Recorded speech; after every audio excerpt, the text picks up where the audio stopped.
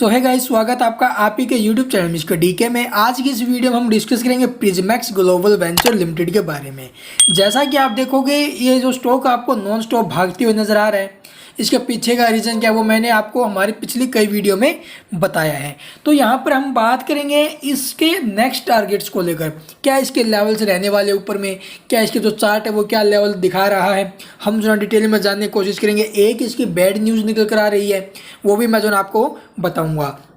तो यहाँ पर पहले हम बात कर लेते हैं बैड न्यूज़ की। तो आप देखोगे बैड न्यूज़ ये है कि ये जो स्टॉक है आप देखोगे एएसएम की फर्स्ट स्टेज पर एक्टिव हो चुका है 22 सितंबर को। जी हाँ, 22 सितंबर को आप देख सकते हो एएसएम की फर्स्ट स्टेज में एंट्री इसने ले लिया है। तो एएसएम में आने के कारण आप देखोगे स्टॉक जो है आपको पता है भाई, जब सेबी को कुछ डाउट होते हैं कंपनी के ऊपर कि भाई कुछ स्टॉक के अंदर चल रहा है, मैनिपुलेशन चल रहा है, तो जो है इसके ऊपर जो है कार्रवाई करती है, जिसकी वजह से स्टॉक को एएसएम में डाल दिया जाता है।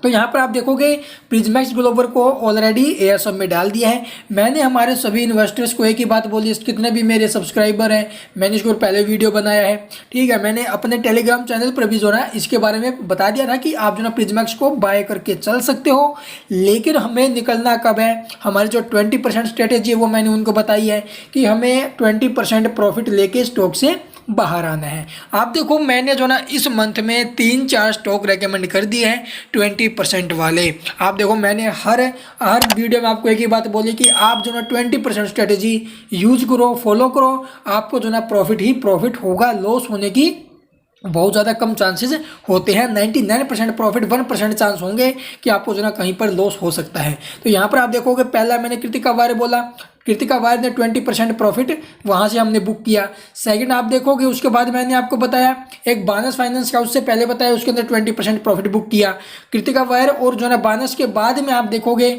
एक शेयर आया डिसाइफर लैब। डिसाइफर लैब के अंदर आप देखो बहुत सारी पब्लिक जो ना फंस चुकी है, क्योंकि उन्होंने जो ना इसके अंदर रिस्क लेने के बारे में सोचा कि हम जो ना रिस्क लेकर चलेंगे। मैंने आपको इस स्टॉक को लेकर पहले ही बोल दिया भाई, जिनको रिस्क लेना है ना वो रिस्क ले सकते हैं, लेकिन जिनको यहाँ से सेफली बाहर निकलना है, 20% स्ट्रेटेजी फॉलो हो चुकी है, तो यहाँ से अपना माल लेकर बाहर निकल जाओ। तो बहुत सारी पब्लिक निकल चुकी है, लेकिन डिसाइफर लैब के अंदर बहुत सारे जो लोग हैं वो फंसे हुए हैं। उसके बाद आप देखोगे प्रिज्मैक्स ग्लोबल, मैंने आपको बताया है प्रिज्मैक्स ग्लोबल के अंदर भी आप देख सकते हो 20% प्रॉफिट हो चुका है। और जिसने बुक किया है अच्छी बात है, जो रिस्क लेना चाहता है वो रिस्क ले सकता है। जो रिस्की लेवल होंगे वो मैं आपको बताने जा रहा हूँ। तो चलिए, एक शेयर और था इससे पहले आया पम ज्वेल्स वाला, उसके अंदर बहुत सारी पब्लिक जो फंस चुकी है। भाई देखो स्टॉक के अंदर तेजी बनी, 15% के बाद जो ना स्टॉक डाउन आना स्टार्ट हो गया और उस दिन स्टॉक के अंदर एलसी लग गया। भाई देखो पता नहीं मेरे कैसे शेयर सेल हो गए, मेरे तो 29 रुपये 80 पैसे के भाव पर जो ना शेयर सेल हो गए थे। लेकिन बहुत सारे लोग जो फंस चुके हैं, मैं भी मानता हूँ कि बहुत सारी पब्लिक है जो फंसी है स्टॉक के अंदर, बट कोई बात नहीं भाई, किसी और स्टॉक में मैंने बोला उनको रिकवर हो जाएगा। कोई बात नहीं, जितना पैसा लगाया किसी और स्टॉक में हम जो ना डेफिनेटली इसको जो ना रिकवर करेंगे, डरने की कोई बात नहीं है। तो चलिए हम जो ना प्रिज्मैक्स के बारे में डिटेल में जानकारी ले लेते हैं। कल के आखिर क्या लेवल रहने वाले हैं, क्या स्टॉक अंदर कहीं करेक्शन तो नहीं होने वाला। तो आपके मन में सभी यही डाउट हो गए। तो यहाँ पर आप देखोगे स्टॉक ऑलरेडी अपने 52 भी खाए से 51% टूटे हुए नजर आ रहा है। तो यहाँ पर आप देखोगे स्टॉक एक साल में जो इसने रिटर्न निकाल कर दिया है ना, वो भी आप देखोगे 51% के आसपास है, 53% के आसपास जो स्टॉक हमें टूटते हुए नजर आ चुका है। और वॉल्यूम भी आप देखोगे 54 लाख की लगने लग चुकी है, यानी जबरदस्त वॉल्यूम लगने लग रही है। और आप देखोगे 2 दिन से नॉन स्टॉप जो है इसके ऊपर ऐड चल रही है। कल भी ऐड चल रही थी, आज भी ऐड चल रही है और कल भी ऐड चलेगी। तो इस स्टॉक को जो ना जानबूझ कर नीचे से मैनिपुलेट किया जा रहा है। और ऊपर में आप देखोगे भाई क्या पता ये 15 के भी दिखा दे, क्या पता 30 के लेवल भी दिखा दे, लेकिन जो रिस्क के लेवल रहेंगे वो मैं आपको बताऊंगा चार्ट पर। तो चलिए चार्ट इसके क्या लेवल दिखा रहा है, जहां से हमें निकलना सबसे बेस्ट रहेगा, सेफली किस लेवल पर निकलना सही रहेगा और रिस्क के लेवल क्या रहने वाले हैं। तो चलिए वो मैं आपको दिखा देता हूं। तो यहाँ पर आप देखोगे प्रिज्मैक्स ग्लोबल का जो चार्ट है हमें क्या शो करवा रहा है। तो यहाँ पर आप देखोगे, अगर मैं बात करूँ फ्राइडे की, तो फ्राइडे को स्टॉक हमें जो ना डंप होते हुए नजर आया था, लेकिन उसके बाद जो ना इसको फिर से उठा दिया है। तो स्टॉक के अंदर थोड़े गिरावट की जो खतरे हैं ना वो हमें बढ़ते हुए नजर आने लग रहे हैं। तो यहाँ पर आप देखोगे इसका जो चार्ट है ऑलरेडी हमें क्या शो करवा रहा है वो मैं आपको दिखा देता हूँ, क्या लेवल जो ऊपर में निकल रहे हैं।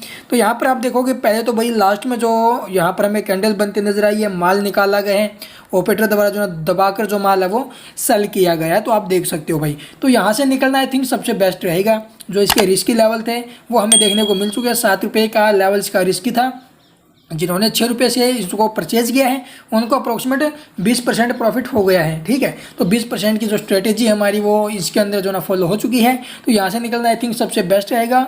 जो सेफली लेवल है वो ये जो स्टॉक है वो बना चुका है, तो यहाँ से निकलना सबसे बेस्ट रहेगा। अगर बात करूँ मैं रिस्की लेवल्स की, तो जो रिस्की लेवल्स है यहाँ पर आप देखोगे 6 मंथ के चार्ट की अगर मैं बात करूँ तो यहाँ पर आप देखोगे रिस्की लेवल हमें जो ना ये लेवल ये जो स्टॉक है वो दिखा सकता है जो 8 रुपये के आसपास है।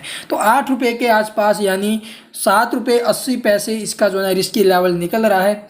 जी हाँ, 7 रुपये 80 पैसे के आसपास इसका रिस्की लेवल है। तो 7 रुपये 80 पैसे के स्टॉक हमें जो है रिस्की लेवल दिखा सकता है, बट थोड़ा रिस्क ज़्यादा रहेगा। अगर जो सोचता है कि मैं रिस्क ले सकता हूँ, ठीक है, वो जो है 7 रुपये 80 पैसे तक इसके अंदर जो है बने रह सकते हो। अदरवाइज ये जो स्टॉक आपको डंप होते हुए नज़र आने वाला है। आप देख लेना, ज़्यादातर जो संकेत है इसके डंप होने के हैं। जी हाँ, ये लेवल ज़रूरी है कटना। अगर ये कटता है तो फिर आप देखोगे रिस्की लेवल को जो है स्टॉक ऊपर में काटेगा, फिर जो स्टॉक हमें ये 15-20 के लेवल भी दिखा सकता है। लेकिन रिस्क थोड़ा ज़्यादा रहेगा, क्योंकि यहाँ पर आप देखोगे अगर मैं बात करूँ फ्राइडे की, तो फ्राइडे को यहाँ से ऑपरेटर द्वारा माल निकाला गया है ऊपर से। ठीक है, एड रन क्यों हो रही है वो आप समझो। जिसने मान लीजिए ऑपरेटर ने 4 रुपये से स्टॉक को उठाया है, ठीक है, ऊपर में जो स्टॉक आप देखोगे 7 रुपये के आसपास पहुँच गया है, 7 रुपये के आसपास पहुँच गया है स्टॉक। तो ऊपर से ये जो ऑपरेटर है एकदम से अगर इतना माल निकालेंगे तो आपको पता है क्या होगा। ठीक है, तो ये जानबूझकर जो है ना ऐड चलवा रहे हैं ताकि अपना माल बाहर निकाल सकें। तो ये आप समझो क्या स्टॉक के अंदर चल रहा है क्या नहीं। तो आप लोग बिल्कुल सेफ रहो, यहाँ से सेफली निकलना सबसे बेस्ट रहेगा। इसके जो संकेत है चार्ट के वो थोड़े नेगेटिव हमें देखने को मिल रहे हैं भाई। ठीक है, लास्ट वाली जो कैंडल है वो आप देखोगे खराब बनी हुई है, तो स्टॉक के अंदर कल गिरावट हो सकती है। अगर कल ऑपरेटर चाहेंगे तो स्टॉक को जो ना फिर से पंप कर सकते हैं। आई होप आपको वीडियो पसंद आई होगी। अगर वीडियो पसंद आए तो एक लाइक कीजिए, और अभी तक आपने हमारे चैनल को सब्सक्राइब नहीं किया तो सब्सक्राइब कर लेना। Thank you for watching the video.